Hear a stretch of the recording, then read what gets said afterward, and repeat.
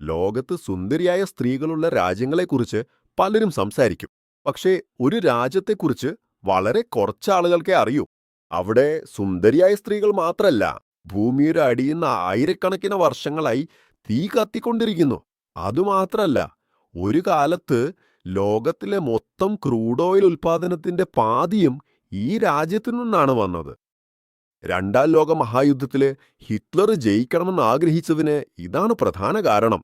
ഇനി അതിശയകരമായ കാര്യം എന്തെന്നാൽ, സ്ത്രീകൾക്ക് വോട്ടവകാശം നൽകുന്നതില് പല പാശ്ചാത്യ രാജ്യങ്ങളെക്കാൾ ഈ ചെറിയ ഇസ്ലാമിക് രാജ്യമാണ് മുന്നിൽ നിന്നത്. പുറത്തുള്ളവർക്ക് വലിയ അറിയപ്പെടാത്ത ഈ രാജ്യത്തിന്റെ പേരാണ് അസർബൈജാൻ. അസർബൈജാൻ പുറത്തുള്ളവർക്ക് വലിയ അറിയപ്പെടാത്ത ഈ രാജ്യത്തില് വിശ്വസിക്കാൻ കഴിയാത്തത്ര രഹസ്യങ്ങൾ ഒളിഞ്ഞിരിക്കുന്നു. അവയിൽ ഒന്നാമതായി, ആയിരക്കണക്കിന് വർഷങ്ങളായി ഈ രാജ്യത്തെ ലാൻഡ് ഓഫ് ഫയർ, അതായത് നിരപ്പ് ഭൂമി എന്ന് വിളിച്ചു വരുന്നു. ഇത് വെറും ടൂറിസ്റ്റുകളെ ആകർഷിക്കാൻ വെച്ച പേരല്ല, കണ്ണിന് മുന്നിൽ കാണുന്നൊരു യഥാർത്ഥ സത്യമാണ്. അപ്ഷറോൺ ഉപദ്വീപിലെ ഭൂമിയുടെ അടിയിന്ന് സ്വാഭാവികമായി എരിവായി പുറത്തേക്ക് വരുന്നു. മനുഷ്യരുടെ ഇടപെടൽ ഇല്ലാതെ തന്നെ തീ കത്തിക്കൊണ്ടിരിക്കുന്നു. ബാക്കു നഗരത്തിന് വടക്കായി 25 കിലോമീറ്റർ ദൂരത്തിൽ യനാർദാഗ് എന്നൊരു മലയുണ്ട്. പ്രാദേശിക ഭാഷയിൽ ഇതിനെ എരിയുന്ന മല എന്നാണ് അർത്ഥം. പേരിന് യോജിച്ച പോലെ തന്നെ ഈ പ്രദേശം പല ദശാബ്ദങ്ങളായി തുടർച്ചയായി കത്തിക്കൊണ്ടിരിക്കുന്നു. രാത്രി സമയത്ത് ആ തീയൊരു വലിയ മതില് പോലെ വളരെ ദൂരം വരെ കാണാം. പഴയകാലത്ത് സിൽക്ക് റൂട്ടിലൂടെ യാത്ര ചെയ്ത വ്യാപാരികളും മാർക്കോ പോളോ പോലുള്ള യാത്രികരും ഈ കത്തുന്ന ഭൂമിയെ കണ്ട് അത്ഭുതപ്പെട്ടു. ഈ രഹസ്യമായ തീ തന്നെ പഴയകാല സൊറാസ്ട്രിയ മതത്തിന് ഒരു പ്രേരണയായി നിന്നു. അവരാണ് ഈ തീയെ ദൈവത്തിന്റെ അനുഗ്രഹമായി കരുതി ക്ഷേത്രങ്ങൾ പണിതത്.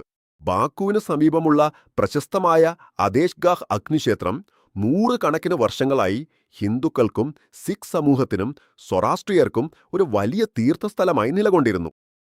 മനുഷ്യന്റെ ഇടപെടലില്ലാതെ സ്വാഭാവികമായി രൂപപ്പെട്ട ആ അണങ്ങാത്ത ദീപങ്ങള് ഇന്നും ആ രാജ്യത്ത് കത്തിക്കൊണ്ടിരിക്കുന്നു. തീയെക്കുറിച്ച് പറയുമ്പോ ഈ മണ്ണിന്റെ അടിയിലെ മറ്റൊരത്ഭുതമുണ്ട്. ലോകത്തിലെ ഏറ്റവും കൂടുതൽ ചെളി അഗ്നിപർവ്വതങ്ങള് അജർബൈജാനിലാണ് സ്ഥിതി ചെയ്യുന്നത്. ഭൂമിയുടെ അടിയിലുള്ള വാതകങ്ങൾ ചെളിയെയും വെള്ളത്തെയും മുകളിലേക്ക് തള്ളുന്നതിനാൽ ഇതാണ് രൂപപ്പെടുന്നത്. കാണുമ്പോൾ അതെന്തോ മറ്റൊരു ഗ്രഹത്തിൽ തന്നെയാണെന്ന് തോന്നും. ലോകത്തുള്ള ചെളി അഗ്നിപർവ്വതങ്ങളിലെ പകുതിയിലധികം, അതായത് ഏകദേശം 400-ലധികം അഗ്നിപർവ്വതങ്ങൾ ഈയൊരു രാജ്യത്താണ് മാത്രമുള്ളത് എന്നത് ഒരു പ്രത്യേകതയാണ്. ഗോപുസ്ഥാൻ പ്രദേശത്താണ് ഇവ കൂടുതലായി കാണപ്പെടുന്നത്. ചില അഗ്നിപർവ്വതങ്ങൾ പതിയെ ബുബിളുകൾ പുറത്തുവിടുന്നുണ്ടാവും. ഇനി ചില അഗ്നിപർവ്വതങ്ങൾ 100 കണക്കിന് മീറ്റർ ഉയരത്തിൽ തീയും ചെളിയും ചീറ്റി അമ്പരപ്പിക്കും. അവിടെ പോയി നിന്നാല് നമ്മൾ ഭൂമിയിലാണോ അല്ലെങ്കിൽ മറ്റേതെങ്കിലും ഗ്രഹത്തിൽ നടക്കുകയാണോ എന്ന് സംശയം വരാതിരിക്കാൻ കഴിയില്ല. ഭൂമിശാസ്ത്രപ്രകാരം ഇത്ര ചെറിയ രാജ്യത്തിൽ കാലാവസ്ഥ എങ്ങനെയിരിക്കുമെന്ന് ചിന്തിച്ചു നോക്കൂ. ലോകത്തുള്ള 18 പ്രധാന കാലാവസ്ഥാ മേഖലകളിൽ 9 മേഖലകൾ ഇവിടെ തന്നെയാണ്. തെക്കില് കാസ്പിയൻ കടൽ തീരത്ത് ചൂടും ഈരപ്പവും കൂടിയ സമശീതോഷ്ണ കാലാവസ്ഥയുണ്ട്. അവിടെയാണ് ചായത്തോട്ടങ്ങൾ കാണപ്പെടുന്നത്. പക്ഷേ വടക്കിലെ മഞ്ഞ് പതിഞ്ഞ മലകളുണ്ട്. വെറും കുറച്ച് മണിക്കൂർ യാത്ര ചെയ്താൽ നിങ്ങൾ കടൽ തീരത്ത് നിന്ന് മഞ്ഞുമലകളിലേക്ക് എത്തിച്ചേരാം. പശ്ചിമ അസർബൈജാൻ മലകളിൽ ഒളിഞ്ഞിരിക്കുന്ന കൊയ്ക്കോൽ തടാകം ഈ പ്രകൃതിയുടെ വൈവിധ്യത്തിന് ഒരു മികച്ച ഉദാഹരണമാണ്. കടൽനിരപ്പ് എന്ന 1556 മീറ്റർ ഉയരത്തിൽ സ്ഥിതി ചെയ്യുന്ന ഈ തടാകം ഏകദേശം 1000 വർഷങ്ങൾക്ക് മുമ്പുണ്ടായ ഒരു വലിയ ഭൂകമ്പം മൂലമാണ് രൂപം കൊണ്ടത്. മലയിടിച്ചിൽ ഇടിഞ്ഞു വീണതും നദിയുടെ ഒഴുക്ക് തടഞ്ഞതും കാരണം ആ താഴ്വര മുഴുവൻ വെള്ളം നിറഞ്ഞു. അന്ന് മുങ്ങിപ്പോയ പഴയകാല മരങ്ങള് ഇന്നും വെള്ളത്തിന്റെ അടിയിൽ വ്യക്തമായി കാണാം. ആ നീല നിറമുള്ള വെള്ളം സൂര്യപ്രകാശത്തിനനുസരിച്ച് നിറം മാറിക്കൊണ്ട് കാവുകസസ് പ്രദേശത്തേക്ക് ഒരു അത്ഭുതമായ കാഴ്ചയായി നിലകൊള്ളുന്നു. പ്രകൃതിയുടെ അത്ഭുതങ്ങൾ ഒരു വശെങ്കില്, ആധുനിക മനുഷ്യരുടെ ചരിത്രത്തിന് ജീവൻ പകരുന്ന തെളിവുകൾ ഇവിടെ ഇടയ്ക്കിടയ്ക്ക് കാണാം. ബാക്കു നഗരത്തിന്റെ തെക്ക് ഭാഗത്തുള്ള ഗോബുസ്ഥാൻ മരുഭൂമിയിൽ 40,000 വർഷം പഴക്കമുള്ള പാറച്ചിത്രങ്ങളുണ്ട്. വേട്ടക്കാരും മൃഗങ്ങളും ബോട്ടുകളും നക്ഷത്രക്കൂട്ടങ്ങളും സംബന്ധിച്ച 6000-ലധികം ചിത്രങ്ങൾ അവിടെ കാണാം. ഇത് യുനെസ്കോയുടെ ലോക പാരമ്പര്യ ചിഹ്നമായി അംഗീകരിച്ചിട്ടുണ്ട്. അവിടെ തന്നെ 2000 വർഷങ്ങൾക്ക് മുമ്പ് ഒരു റോമൻ സൈനികൻ കൊത്തിയെഴുത്തുകളും കണ്ടെത്തിയിട്ടുണ്ട്. ഒരേ പാറയില് 40,000 വർഷം പഴക്കമുള്ള ആദിമ മനുഷ്യന്റെ കല, 2000 വർഷം പഴക്കമുള്ള റോമൻ സൈനികന്റെ ഒപ്പ്. ചരിത്രം ഇങ്ങനെ ഒന്നിച്ചു ചേരുന്നത് ലോകത്ത് വേറെ എവിടെയും നമുക്ക് കാണാൻ കഴിയില്ല. ഈ പാറച്ചിത്രങ്ങളിൽ കാണുന്ന ബോട്ടുകൾ കണ്ട് നോർവീജിയൻ ഗവേഷകൻ തോർ ഹെയർഡാൽ ഒരു വലിയ വിവാദ സിദ്ധാന്തം മുന്നോട്ട് വെച്ചു. പഴയ വൈക്കിംഗ് സംസ്കാരത്തിന്റെ വേരുകള് യഥാർത്ഥത്തില് അസർബൈജാനിലാണെന്ന് അദ്ദേഹം ആഴത്തിൽ വിശ്വസിച്ചു. നോർസ് പുരാണങ്ങളെയും ഇവിടെ കാണുന്ന ഭൂഭാഗത്തെയും താരതമ്യം ചെയ്ത് അദ്ദേഹം നിരവധി ഗവേഷണങ്ങൾ നടത്തി. ഒരു പ്രശസ്ത ഗവേഷകൻ തന്റെ ജീവിതത്തിലെ വലിയൊരു ഭാഗം വൈക്കിങ്ങുകൾ ഇവിടെ നിന്നാണ് വന്നതെന്ന് തെളിയിക്കാൻ സമർപ്പിച്ചതാണ് അത്ഭുതകരം. ബാക്കുവിന്റെ പഴയ നഗരത്തിലെ 29 മീറ്റർ ഉയരത്തില് ഭംഗിയായി നിലകൊള്ളുന്ന മെയ്ഡൻ ടവർ, അത് അഥവാ കന്യകാ ഗോപുരത്തിന് പിന്നിലുള്ള രഹസ്യം 1000 വർഷങ്ങളായി ആരെയും കണ്ടെത്താൻ കഴിഞ്ഞിട്ടില്ല. ഇത് ഒരു സംരക്ഷിത കോട്ടയുടെ രൂപകൽപ്പനയുമായി യാതൊന്നും സാമ്യമില്ല. കാവൽക്കാരെ എതിരാളികളെ കാണാൻ സൗകര്യപ്രദമായ ജനാലകളുമില്ല. ഇതെന്തിനാണ് പണിതതെന്ന് ഇന്നും ചരിത്ര ഗവേഷകർക്ക് ഒരു പസിലെത്തിയാവുകയാണ്. ഒരു രാജാവ് തന്റെ മകളെ നിർബന്ധിത വിവാഹത്തിനു രക്ഷിക്കാൻ ഇവിടെയായി തടവിലിട്ടെന്നും അവൾ മേൽനിന്ന് കാസ്പിയൻ കടലിലേക്ക് ചാടി ജീവനൊടുക്കിയെന്നും നാട്ടുകാർ പറയുന്ന കഥകളുണ്ട്. യഥാർത്ഥ രഹസ്യം ആ കല്ലുകൾക്കാണ് വെളിച്ചം നൽകുന്നത്. അവിടെ നിന്ന് ദൂരത്തായി മലകളുടെ മുകളിൽ പോയാല് 200 മീറ്റർ ഉയരത്തില് യൂറോപ്പിലെ ഏറ്റവും ഒറ്റപ്പെട്ട ഗ്രാമങ്ങളിലൊന്നായ കിനാലിക്ക് കണ്ണിൽപ്പെടും. 5000 വർഷങ്ങളായി ഇവിടെ മനുഷ്യര് ജീവിച്ചുകൊണ്ടിരിക്കുന്നു. ചുറ്റുമുള്ള കയറ്റുമിറക്കമുള്ള മലകൾ കാരണം ആയിരക്കണക്കിന് വർഷങ്ങളായി പുറത്തുള്ള ലോകത്തോട് ബന്ധമില്ലാതെ പോയതുകൊണ്ട് ഇവിടെയുള്ള ആളുകൾ കിനാലിക്കെന്ന തങ്ങളുടേതായ ഒരു പ്രത്യേക ഭാഷ സംസാരിക്കുന്നു. ഈ ഭാഷയ്ക്കും അസർബൈജാൻ ഭാഷയ്ക്കും അല്ലെങ്കിൽ മറ്റേതെങ്കിലും ഭാഷയ്ക്കും ഒരു ബന്ധവുമില്ല. ഭൂമിയിലെ ഈയൊരു ഗ്രാമം ഒഴികെ വേറെ എവിടെയും ഈ ഭാഷ ഉപയോഗത്തിലില്ല. അസർബൈജാൻ എന്നത് വെറും പഴയകാലം മാത്രമല്ല. ഒരു വശത്ത് പുരാതന ചരിത്രം, മറ്റൊരു വശത്ത് അത്യാധുനിക ലോകം ഇവിടെ അടുത്തടുത്തായി സഞ്ചരിക്കുന്നു. ബാക്കു നഗരത്തിൽ നടക്കുമ്പോൾ തന്നെ ഇത് നമുക്ക് വ്യക്തമായി മനസ്സിലാവും. ഒരു കാലത്ത് പട്ടുവ്യാപാരികൾ താമസിച്ചിരുന്ന പഴയ കെട്ടിടങ്ങളും ഇടുങ്ങിയ കല്ലുവഴികളുമുള്ള ചരിത്ര നഗരം ഒരു വശത്തുണ്ടെങ്കിൽ അതിന് കുറച്ചു ദൂരത്ത് തന്നെ 100 കണക്കിന് മീറ്റർ ഉയരമുള്ള ആധുനിക ഗ്ലാസ് കെട്ടിടങ്ങൾ കാഴ്ചയാകും. ഫോർമുല 1 റേസിംഗ് ട്രാക്കും ലക്സറി ബ്രാൻഡ് ഷോറൂമുകളുമെല്ലാം പഴയകാല ചുമരുകൾക്ക് ബാർ പുറത്താണുള്ളതെന്ന് കണ്ടാൽ ആരും അത്ഭുതപ്പെടാതെ ഇരിക്കില്ല. ബാക്കു നഗരത്തിലെ ആകാശത്തോളം ഉയരുന്ന കെട്ടിടങ്ങളിൽ ഏറ്റവും ആകർഷകമായത് ഫ്ലെയിം ടവേഴ്സാണ്. 182 മീറ്റർ ഉയരത്തില് തീയുടെ ആകൃതിയിൽ തന്നെ ഈ 3 കെട്ടിടങ്ങൾ പണിതിരിക്കുന്നു. സൂര്യൻ അസ്തമിച്ച ശേഷം ഈ ഗോപുരങ്ങളുടെ മുഴുവൻ പുറം ഭാഗവും ഒരു ഭംഗിയുള്ള LED സ്ക്രീനായി മാറും.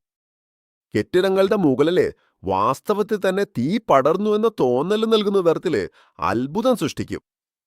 100 കണക്കിന് വർഷങ്ങൾ പഴക്കമുള്ള നഗരത്തിന്റെ പശ്ചാത്തലത്തില് ഈ ആധുനിക തീക്കൊമ്പുകൾ പ്രകാശിക്കുന്ന കാഴ്ച വാക്കുകളിൽ വിവരിക്കാൻ കഴിയില്ല.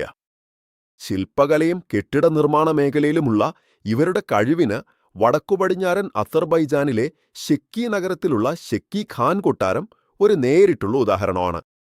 18-ാം നൂറ്റാണ്ടിൽ നിർമ്മിച്ച ഈ കൊട്ടാരത്തിലെ ജനാലകളില് നിറനിറമുള്ള ഗ്ലാസ് ഘടിപ്പിച്ചിരിക്കുന്നു.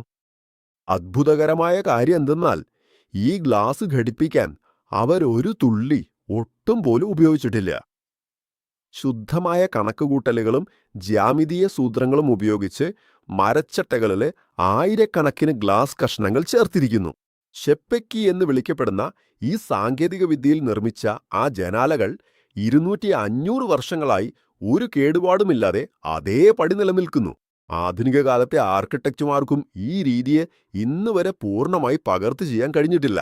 ജനങ്ങളുടെ ജീവിതശൈലി എന്നതിൽ വരുമ്പോൾ ഇറാൻ അതിർത്തിയിലുള്ള ലെറിക് എന്ന മലനഗരം വൈദ്യശാസ്ത്രത്തിന് തന്നെ ഒരു വെല്ലുവിളിയാണ്.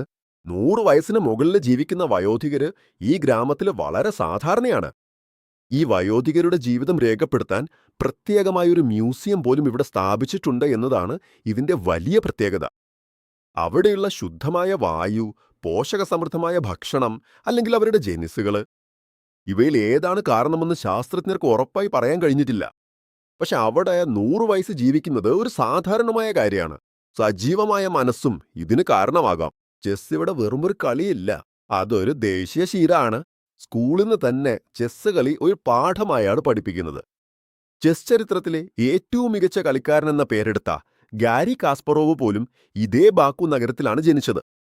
1985 തന്റെ 22 വയസ്സില് ലോക ചാമ്പ്യനായ അദ്ദേഹം 1984 മുതൽ 2005 വരെയുള്ള കാലയളവില് 228 മാസങ്ങളിൽ 225 മാസങ്ങൾ ലോകത്തിലെ നമ്പർ 1 സ്ഥാനത്തുണ്ടായിരുന്നു.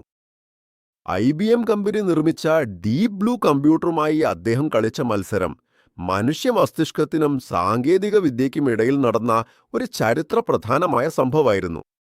അസർബൈജാനിലെ ഭൂമിക്കടിയിൽ ലഭിക്കുന്ന ക്രൂഡ് ഓയില് ലോക ചരിത്രം തന്നെ മാറ്റിയെന്ന് പറയുന്നതിൽ യാതൊരു അതിരൂക്ഷതയുമില്ല.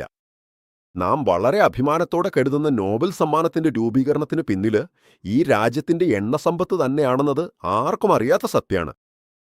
ഡൈനാമൈറ്റ് കണ്ടുപിടിച്ച ആൽഫ്രഡ് നോബലും അദ്ദേഹത്തിന്റെ സഹോദരന്മാരും 11-ാം നൂറ്റാണ്ടിന്റെ അവസാനം ബാക്കു എണ്ണ കിണറുകളില് വലിയ തോതിൽ നിക്ഷേപം നടത്തി ഒരു സാമ്രാജ്യം തന്നെ സൃഷ്ടിച്ചു. അന്ന് ലോകത്തിലെ പകുതി ക്രൂഡ് ഓയിൽ ഉൽപ്പാദനം ബാക്കോയിൽ നിന്നായിരുന്നു നടക്കുന്നത്. ആ എണ്ണ വ്യാപാരത്തിൽ നിന്ന് വന്ന അത്യധികം ലാഭം തന്നെയാണ് ഇന്ന് ലോകമെമ്പാടുമുള്ള ശാസ്ത്രജ്ഞർക്കും സമാധാനം ആഗ്രഹിക്കുന്നവർക്കും നൽകുന്ന നോബൽ സമ്മാനത്തിനുള്ള പ്രധാന ധനസഹായമായി മാറിയത്. ഇനി രണ്ടാം ലോക മഹായുദ്ധ സമയത്ത് നാസി ജർമ്മനിയുടെ നേതാവ് ഹിറ്റ്ലറുടെ കണ്ണു പതിഞ്ഞതും ഇവിടെയുള്ള എണ്ണക്കിണറുകളിലായിരുന്നു. 1941 ഹിറ്റ്ലർ സോവിയറ്റ് യൂണിയനിലെ ആക്രമണം നടത്തുമ്പോൾ ബാഗു നഗരത്തെ പിടിച്ചെടുക്കുന്നതാണ് അദ്ദേഹത്തിന്റെ പ്രധാന ലക്ഷ്യമായിരുന്നു. കാരണം ആ യുദ്ധകാലത്ത് സോവിയറ്റ് സൈന്യം ഉപയോഗിച്ച 75% ഇന്ധനവും വിമാനങ്ങൾക്ക് ഉപയോഗിച്ച ഏവിയേഷൻ ഫ്യൂവലെല്ലാം അസർബൈജാനിൽ നിന്നാണ് വിതരണം ചെയ്തത്. ഹിറ്റ്ലർ തന്റെ സൈന്യത്തെ ബാഗുവിലേക്ക് 500 കിലോമീറ്റർ ദൂരം വരെ കൊണ്ടുവന്നു. ഒരു വേള ഹിറ്റ്ലർ ആ എണ്ണക്കിണറുകൾ പിടിച്ചിരുന്നെങ്കിൽ സോവിയറ്റ് സൈന്യത്തിന് ഇന്ധനമില്ലാതെ തകർന്നുപോയേനെ. ലോകയുദ്ധത്തിന്റെ അവസാനം തന്നെ മുഴുവൻ വേറൊരു രീതിയിലായേനെ. അന്ന് അസർബൈജാൻ എണ്ണയായിരുന്നു മുഴുവൻ സോവിയറ്റ് യൂണിയനെയും പരോക്ഷമായി രക്ഷിച്ചത്. വ്യവസായത്തിനും സൈന്യത്തിനും വേണ്ടിയല്ല മാത്രം. തച്ചമ്മയെ നേരിട്ട് വൈദ്യശാസ്ത്രത്തിനായി ഉപയോഗിക്കുന്ന ഏക സ്ഥലം അസർബൈജാനാണ്. പടിഞ്ഞാറ് ഭാഗത്തുള്ള നഫ്തലാൻ നഗരത്തിലേക്ക് 100 കണക്കിന് വർഷങ്ങളായി ആളുകൾ വരുന്നു. എന്തിനെന്നറിയാമോ? കച്ചെണ്ണയിൽ കുടിക്കാൻ. ഇവിടെയുള്ള പെട്രോളിയത്തില് ദഹനശേഷി കുറവാണ്. പക്ഷേ സംയുക്ത വേദനകളും ചർമ്മരോഗങ്ങളും സുഖപ്പെടുത്തുന്ന നാഫ്തനിക് രാസഗുണങ്ങൾ ഇതിലുണ്ടെന്ന് ഗവേഷകർ വിശ്വസിക്കുന്നു. ശാസ്ത്രീയമായ വൈദ്യപരിശോധനയില് മിതമായ ചൂടുള്ള പെട്രോളിയത്തില് നിർദ്ദിഷ്ട സമയത്തേക്ക് മുങ്ങിക്കിടക്കുന്നതാണ് ഇവിടെ ചികിത്സ. 1920s കാലിൽ നിന്ന് ഈ ചികിത്സയെക്കുറിച്ചുള്ള ഔദ്യോഗിക രേഖകളുണ്ട്. ലോകത്തിങ്ങനെ കച്ച എണ്ണയെ മരുന്നായി ഉപയോഗിക്കുന്ന സ്ഥലം വേറെ എവിടെയുമില്ല. ലോകത്തിലെ എണ്ണ ഉൽപ്പാദന മേഖലയില് ഇത്രയും നിർണായകമായ സ്വാധീനമുള്ള ഈ രാജ്യം ഇപ്പൊ പരിസ്ഥിതി സംരക്ഷണത്തിലേക്ക് കാൽവയ്ക്കുന്നത് വളരെ അതിശയിപ്പിക്കുന്നതും രസകരവുമായൊരു കാര്യമാണ്. 2024 നവംബറിൽ കാലാവസ്ഥാ മാറ്റത്തെക്കുറിച്ച് ഐക്യരാഷ്ട്രസഭ സംഘടിപ്പിക്കുന്ന വലിയ സമ്മേളനമാണ് COP29. COP29 ബാക്കു നഗരത്തിലാണ് നടന്നത്. പുതൈവെടിവ് ഇന്ധനങ്ങളുടെ ഉപയോഗം കുറയ്ക്കണമെന്ന് തീരുമാനിക്കുന്ന ഒരു സമ്മേളനം മുഴുവൻ എണ്ണയിലേക്ക് ആശ്രയിച്ചിരിക്കുന്ന ഒരു രാജ്യം സംഘടിപ്പിച്ചതാണ് വിമർശകർക്ക് ഒരായുധമായി മാറിയത്. എന്നാൽ പരിസ്ഥിതി സംരക്ഷണത്തിൽ എണ്ണ ഉൽപ്പാദിപ്പിക്കുന്ന രാജ്യങ്ങളെ ഒഴിവാക്കാൻ പാടില്ല, അവരെയും പങ്കാളികളാക്കണം എന്നതാണ് അസർബൈജാന്റെ വാദം. എന്തായാലും ആ രാജ്യത്തിന് ലോക രാഷ്ട്രീയത്തില് തനിക്കൊരു ശക്തമായ സ്ഥാനം പിടിക്കാനായിട്ടുണ്ട്. എണ്ണ സമ്പത്തു മാത്രമല്ല. അസർബൈജാൻ ഒരു മുസ്ലിം ഭൂരിപക്ഷമുള്ള രാജ്യമാണെങ്കിലും അതിന്റെ ചിന്താഗതികൾ വളരെ പുരോഗമനപരമാണ്. 118 മെയ് മാസത്തില് അസർബൈജാൻ ജനാധിപത്യ റിപ്പബ്ലിക് രൂപം കൊണ്ടു. ഇത് ലോക മുസ്ലിം ചരിത്രത്തില് ആദ്യമായി രൂപം കൊണ്ട മതനിരപേക്ഷ പാർലമെന്ററി ജനാധിപത്യ രാജ്യമാണ്. യൂറോപ്പിലും അമേരിക്കൻ ഭൂഖണ്ഡങ്ങളിലും പല രാജ്യങ്ങളും ജനാധിപത്യത്തെക്കുറിച്ച് വെറും ചർച്ചകൾ മാത്രമേ നടത്തിയിരുന്ന കാലത്താണ് എല്ലാ പൗരന്മാർക്കും സിവിൽ അവകാശങ്ങൾ നൽകി അവരൊരു ഭരണഘടന രൂപീകരിച്ചത്. അതിനേക്കാൾ വലിയ കാര്യം എന്തെന്നാൽ അമേരിക്കയും ഫ്രാൻസും പോലുള്ള വികസിത പാശ്ചാത്യ രാജ്യങ്ങൾക്ക് മുമ്പേ സ്ത്രീകൾക്ക് പുരുഷന്മാരോട് സമമായി പൂർണ്ണമായ വോട്ടവകാശം നൽകിയ രാജ്യം അസർബൈജാനാണ്. പാശ്ചാത്യ രാജ്യങ്ങളിൽ സ്ത്രീകൾ അവർക്കുള്ള അവകാശങ്ങൾക്കായി തെരുവുകളിൽ പോരാടിയും ജയിലിൽ പോവുകയും ചെയ്തിരുന്നപ്പോ ഒരു ചെറിയ ഇസ്ലാമിക് രാജ്യം വളരെ ഗൗരവത്തോടെ തന്റെ ഭരണഘടനയിൽ ആ അവകാശം ഉൾപ്പെടുത്തി. ഇസ്ലാമിക ലോകത്തിലെ ആദ്യ ഓപ്പറ ഹൗസ് പോലും ഇവിടെ തന്നെയാണ് ആരംഭിച്ചത്. ദുരഭാഗ്യവശാൽ ആ സ്വാതന്ത്ര്യം വളരെ കാലം നിലനിൽക്കാനായില്ല. വെറും 23 മാസത്തിനുള്ളിൽ തന്നെ സോവിയറ്റ് സൈന്യം ഈ രാജ്യത്തെ കീഴടക്കി. അനേകം ദശാബ്ദങ്ങളായി ഈ അത്ഭുതകരമായ ജനാധിപത്യ ചരിത്രം അവർ ലോകത്തോട് തന്നെ മറച്ചുവെച്ചു. അസർബൈജാൻ എന്നത് വെറും ഭൂപടത്തിൽ വരച്ച ഒരു അതിരല്ല. ഭൂമിയുടെ അടിയിൽ ജ്വലിക്കുന്ന തീ, കാലത്തെ നേരിടുന്ന പുരാതന രഹസ്യങ്ങൾ, ലോകത്തിന്റെ വഴിയെ തന്നെ മാറ്റിയ എണ്ണ സമ്പത്ത്, അത്യാധുനിക ചിന്താഗതികൾ, ഇവയൊക്കെയുടെ കലവറയാണിത്. നിങ്ങൾ കരുതുന്നതിലും ചരിത്ര പുസ്തകങ്ങൾ പറയുന്നതിലും ഈ രാജ്യം വളരെ വ്യത്യസ്തമാണ്. ഇത്രകാലം ഈ അത്ഭുതങ്ങൾ എങ്ങനെ മറഞ്ഞു കിടന്നിരുന്നു എന്ന് ചിന്തിച്ച് ഇപ്പൊ നോക്കൂ. ഈ പ്രതീക്ഷിക്കാത്ത സത്യങ്ങൾ നിങ്ങളെ അത്ഭുതപ്പെടുത്തുന്നുണ്ടെങ്കിൽ ഈ വീഡിയോ ലൈക്ക് ചെയ്യൂ, ചാനൽ സബ്സ്ക്രൈബ് ചെയ്യൂ,